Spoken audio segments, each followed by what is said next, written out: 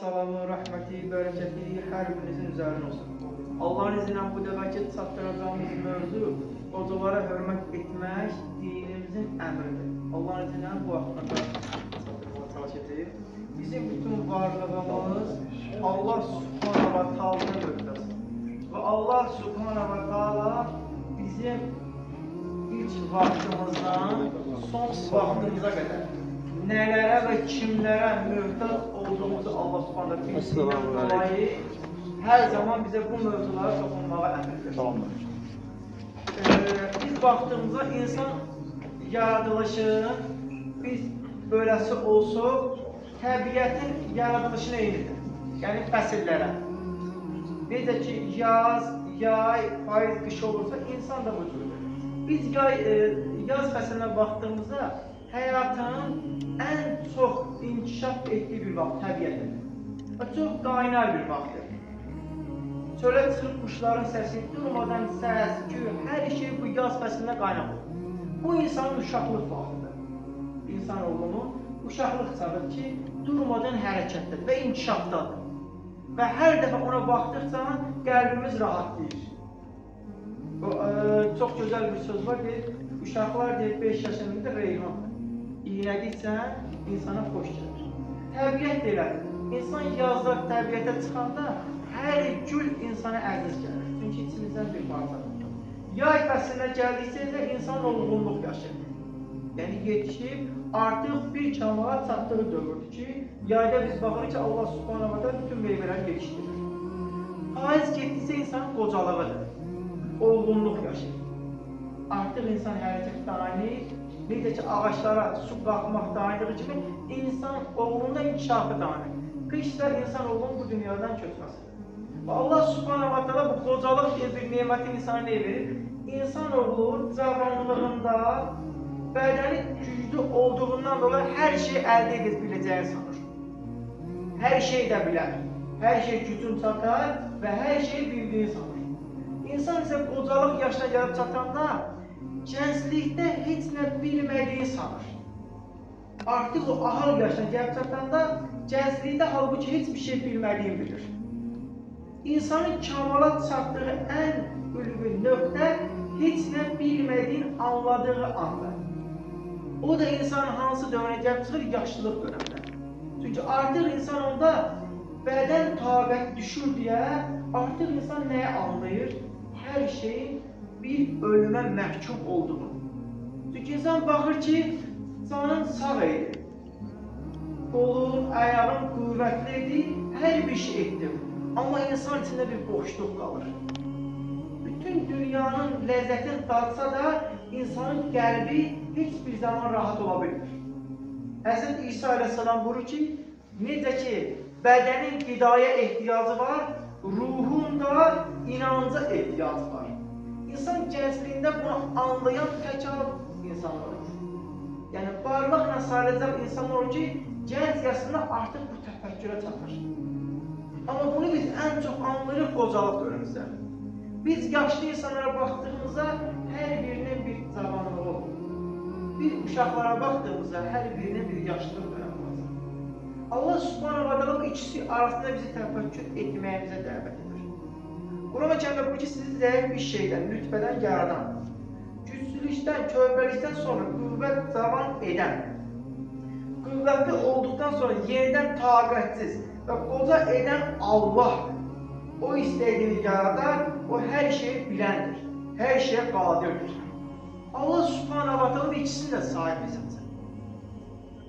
Və biz başqa aya baxdığımızda Yasin surəsinin 68-ci ayətində Allah Subhanahu wa Ta'ala insan oğlunun yaşlılıq dönəmində, qocalıq dönəmində təzədən uşaq olduğunu anladı bizə. Kövrək olduğunu. Əslində qocalıq nəyi anladı ki, bizim kövrəkliyimizi? Qoca insanlara baxmışsınız, hər şeydən küsürlər, hər şeydən incirlər. Çünki onların qəlbləri artıq tərtəmiz təkməylə olur. Bəzən biz uşaq deyirik, əslində biz uşaq sözün adlandırırıq, bu da bizə qocalarımızdan gəlir. Bizim qocalarımız vallahi çox şey bilirdi. O çox bildikləri bütün nəydən dolayı yaşamışlar, yaşantısından dolayı. Qocalarımız insan bir uşaqdır. Onun anlamısı nədir? Balaca uşaq heç vaxt kin-kudurət bilmir. Hər şeydən küsür. Hər şey istəyir ki, onun olsun. İstəyir onunla ilgilənsinlər, onun nəvaziş görsəsinlər, onu sevsinlər, əzizlər. Yaşlı insan da belədir. Yaşlı insan ömrü bu evlatların əziyyət çəkib böyüdür və bir dönəmə gəlib çatır ki, o evlatlardan bir nəvaziş görmək istəyir. Amma evlat nə arır? Rızqı darıcan qaçır. Rızqı darıcan qaçır, bir dönəm gəlib çatır, artıq hər şey keçsin.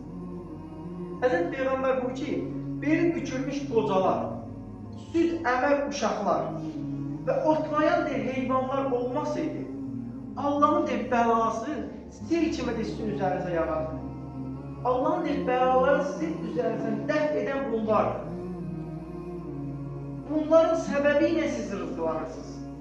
Başqa hədisində Allah Resulü sallallahu aleyhi ve sellem buyurur, evlərin ən bərəkətlisi, ən xeyirlisi, ən gözəli içində yaşlı insan olur və o yaşlı insana hörmət olunan evlərdir, qoca insanlar. Bəzən Peyğəmbərimiz sallallahu aleyhi ve sellem buyurur ki, ey Allahın Resulü, insanların ən xeyirlisi kimdir? Həzrət Peyğəmbərimiz buyurur ki, yaşlı olub və bu ömrü uzun olub, yaşlılıq dönəminə qədər ömrün xeyir işlərə sərf edən şəxsdir. Qocalmağına baxmayaraq yenə xeyir işlərdir. Bir cavan uşaq, bir xeyir. Bəzən biz xeyir işləyəndə qocalarımızdan bəzən bir yanlış bir şey olsa olur ki, niyə qocalara deməz? Əslində xeyir işləyisiz nədir? Qoca bir insan xeyir, bir cavan iş görürsə, gəlib onun üzərində bir dua eləməyi, ona xeyir duası verməsi lazımdır qocadan. Biz bəzən qoca insanlardan çox şey istəmirik. Assalamu aleykum. Onlardan istədiyimiz nədir? Bir xeyir duası, bir təbəssümü. Və bu həyatda bizim ən çox da, ən gözəl rəftar edəcəyimiz kimdir? Ata-analarımız. Allah Resulü sallallahu aleyhi ve sellem ki, Allah razılığı ata-ananın razılığına bərabərdir. Allahın qəzəbi də ata-ananın qəzəbinə bərabərdir. Anamız, atamız yanımızdadır. Onların qəlbini bilmirik. Yaşlaşıblar, qarşımızdadır. Onları heçə sayırıq. Və çıxıb insanlar arasında özümüzü bir evliyalığa çıxartmışıq. Bir yaxşılığa çıxartmışıq. Mən yaxşı adamım.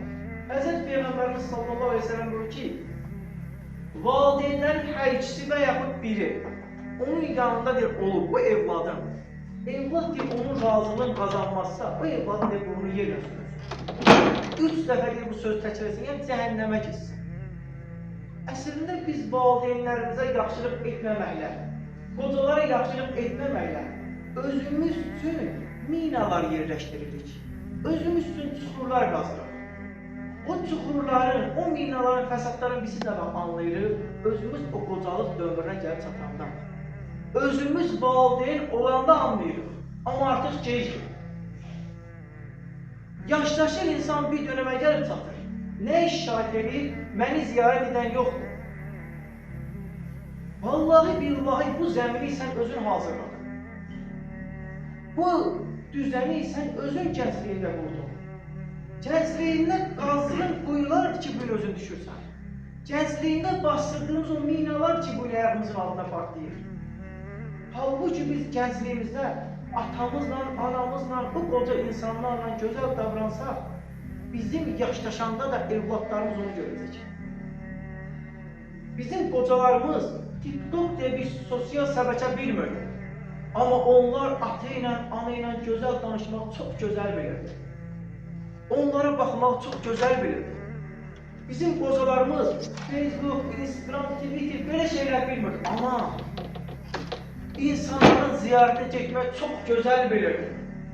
İnsanlara yardım etmək çox gözəl bilirdi. Bizim qocalar kompüter, texnologiya heç birini bilmirdi. Amma qonşuluq münasibətini çox gözəl bilirdi. Qonşunun evladı bir müharibədən, bir uçurumdan düşüb, xilas olanda öz heyvanın apabının qapısına kəsirdi o qocalarımız. Onlar həyat təcrübəsi ilə bunu görmüşdür. Onlar bilirdilər ki, özləri üçün zəmin hazırlayırlar. Özləri üçün yerləşdirirlər bunu. Özləri üçün kəsir bu qurbanları. Çünki gələcəkdə onlara qalacaq yalnız bunlardır. Ama bugün bizim insanlarımız ne deyir? Onlar bilmirlər. Onlar cahildir. İnsan en büyük cahilin üstüne bak anlayır. Ahlı yaşına çatıb, güc qüvvətdən düşüb, hiç kim onun qapısını açmayanda artıq onda bilir ki, mən nə qədər cahil bir ömür yaşadım. Bizim qocalarımız, bizim yaşlılarımız vallahi çok bilirdi.